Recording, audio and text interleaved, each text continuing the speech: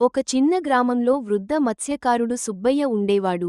అతని వద్ద ముగ్గురు శిష్యులు, బాలు, శంకర్, మరియు కిరణ్. ఒకరోజు, సుబ్బయ్య వారికి ఒక పరీక్ష ఇస్తాడు. సముద్రంలో 3 ముత్యాలను వెతికిరావాలి. కాని ఒక్కొక్కరికి ఒక్క ముత్యం మాత్రమే దొరకాలి. బాలు తొందరగా పడవ ఎక్కి, సముద్రంలోకి దూకాడు. శంకర్ కూడా వెంటనే వెళ్లాడు. కాని కిరణ్ మాత్రం ఆచితూచి, తన పడవను శుభ్రం చేసి, అందరికీ గుడ్లక్ చెప్పి వెళ్లాడు. బాలు చాలా త్వరగా ఒక పెద్ద ముత్యం తీసుకొచ్చాడు. శంకర్ ఒక చిన్నదాన్ని తెచ్చాడు.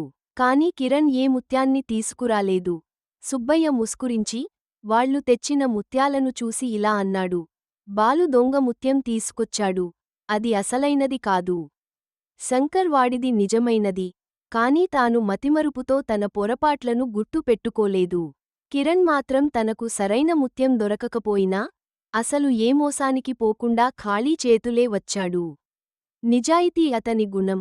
తర్వాత, సుబ్బయ్య తన నిజమైన వారసుడిగా కిరణ్ను ప్రకటిస్తాడు.